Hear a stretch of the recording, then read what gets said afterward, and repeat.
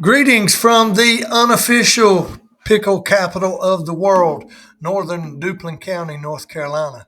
Welcome to In the Loop Weekend Ag Talk, brought to you by Alphen Insurance Agency, the home of Policy Plus. Let's jump over to the markets and see how things finished up on this wet Friday afternoon.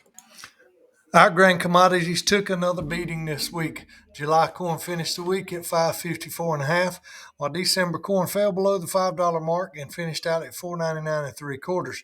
July wheat finished the week at 605 even, while September wheat finished the week at 617 even. Cotton seems to be the only highlight on the markets this week. July cotton finished the week at 86.72, and this prompted quite a few growers to move some bales left over from last year.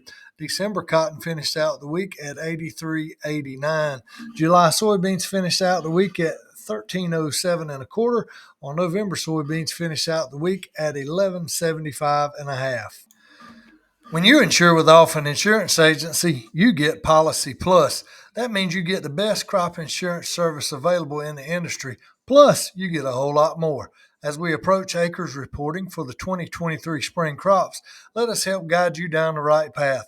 We'll help you make sure every acre is captured on your policy and make sure you aren't paying premium on land that's not in cultivation. We don't charge extra for things like this because we view it as just doing the right thing. We only succeed if our growers succeed. Thank you to our current customers, and thank you to all the prospective customers who are allowing us to tell our story at their farms. We look forward to serving you in the future. Be on the lookout for us to release more information on margin protection coverage for corn and soybeans for the 2024 crop year. Margin protection provides you coverage against an unexpected decrease in your operating margin. That is revenue minus your input cost. Margin protection is area based, using county level estimates on average revenue and input costs to establish the amount of coverage and indemnity payments. Area based coverage is based on average revenue and input costs for your county. It does not reflect your individual cost or revenue.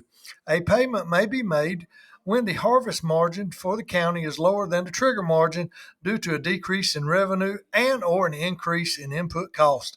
Margin protection will cover a portion of that shortfall. You can continue to carry your underlying coverage and receive premium discounts for adding margin protection. Be on the lookout for more print material and training videos. If you don't receive our email updates, please email us at AIA@alphinsurance.com. That's AIA@alphininsurance.com, and we'll get you added to our update email list. When we read through the North Carolina Weekly Production Cost Report that USDA puts out every week, there's no change on any of the fertilizer or nitrogen input prices. However, when we look at farm diesel and propane, there were only minimal decreases in price this week. When we look at our local crop progress update, looks like 95% of the corn has been planted in North Carolina with 83% emerged. When we look at cotton, 26% of the crop has been planted in North Carolina. When we move to soybeans, 32% of the crop has been planted with 14% emerged. When we look at peanuts, we've got 35% of the peanuts in the ground.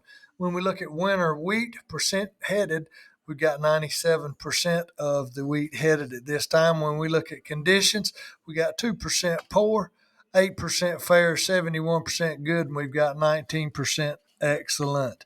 When we look at pasture conditions in North Carolina, 1% very poor, 2% poor, 17% fair, 77% good, and 3% excellent. When we look at crop progress across the U.S., with 18 states reporting on corn, looks like 65% of corn is planted with 30% emerged. Cotton, we've got 15 states reporting that 35% of the acreage is planted. When we jump over to soybeans, we've got 18 states reporting 49% planted and 20% emerged. When we look over at the peanut crop, we've got 8 states reporting that 37% of the crop has been planted. When we jump to our weekly commodity update, corn. During the week ending May 16, funds brought 17,444 contracts. Old crop corn was lower for the week as the $6 level is now clearly defined resistance. Weak export sales and China continued cancellations. Good planting conditions overall and a total lack of bullish news led to the fund selling based drop later in the week. New corn crop is lower for the week and is struggling to hold on at the $5 level. When we look at wheat during the week ending May 16th, funds brought 4,126 contracts. Chicago wheat was lower for the week, however, support held on a weekly basis at the $8 level. Trade was volatile, but the winter wheat conditions are finally having a greater amount of market influence. When we look at cotton during the week ending May 16th, funds brought 595 contracts. Old crop cotton was nicely higher for the week and broke out of the recent range of depression there. Trading above the 90-cent level will be the next challenge for the range bound futures. New crop followed old crop higher, but it's still poised for technical upside breakdown, or will resistance once again prove too much? News is slow and apparel sales continue to struggle for cotton producers.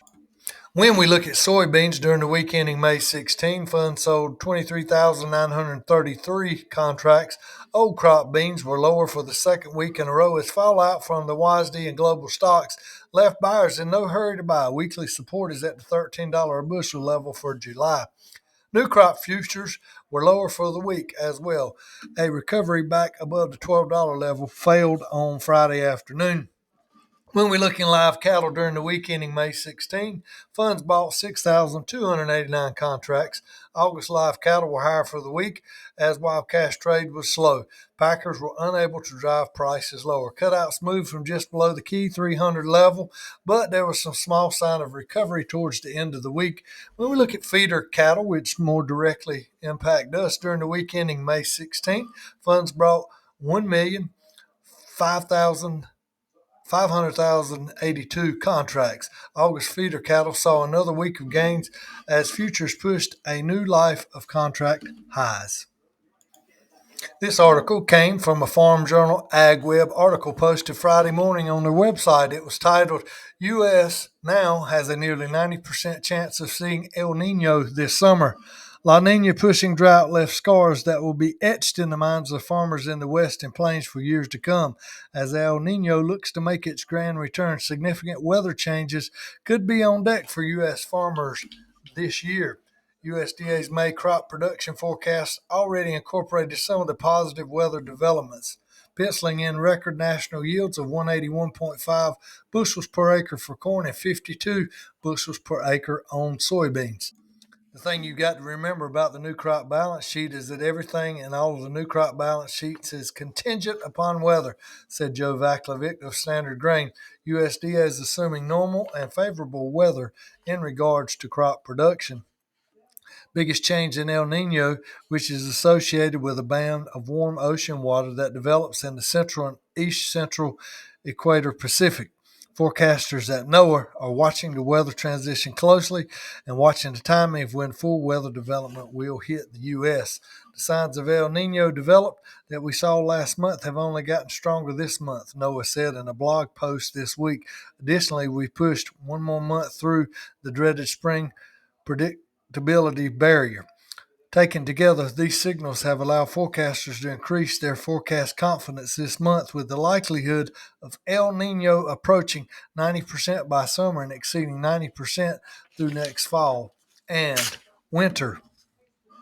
According to a report on grain markets and other stuff on YouTube this morning, the U.S. stock market is strong. Both the S&P 500 and NASDAQ Composite indexes posted their highest closes in 9 months yesterday. The S&P rose nearly 1%, while NASDAQ rose 1.5%, and the Dow Jones rose 409 points.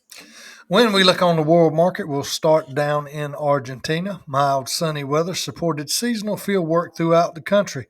According to the government of Argentina, corn was 32% harvested as of May 11 versus 42% last year, while soybeans were 59% harvested versus 76% last year.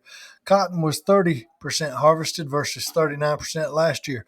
Winter grain planting was likely underway in areas with sufficient moisture where summer crop harvesting was complete. According to the government of Parana, soybeans, the first crop of corn in Brazil, were 193% harvested respectively as of May 8. Meanwhile, 55% of the fully planted season's second crop of corn reached flowering, while wheat planting was at 39% complete. Meanwhile, light to moderate rain fell in Rio Grande do Sul. However, soybean and corn were 87 and 86% harvested respectively as of May 11th. The most of the remaining crop maturing and not likely to benefit from any of these rain showers.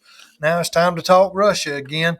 The G7 nations plan to increase economic pressure on Russia, according to a post this morning by Grain Markets and Other Stuff. As G7 summit in Japan starts today, the U.S. and the rest of G7 nations plan to unveil new sanctions and export restrictions on Russia. The new U.S. sanctions and trade restrictions will target goods and services vital to Russia's military. They're also aimed at Russia's ability to extract oil and natural gas it needs for the country's economy. Biden administration will add 70 new entities to a list of companies and individuals targeted with export restrictions. Administration will also announce about 300 new sanctions against people, organizations, and parties supporting the war. Well, that just about does it for another week. Thank you for tuning in to In the Loop Weekend Ag Talk, brought to you by Alphen Insurance Agency, the home of Policy Plus. Thanks again to our farmers who are helping feed and clothe the world. We hope you have a great weekend. Thanks for tuning in. Remember, focus on mental health at home and at your operation. Make time for yourself, make time for those around you. We'll see you next time.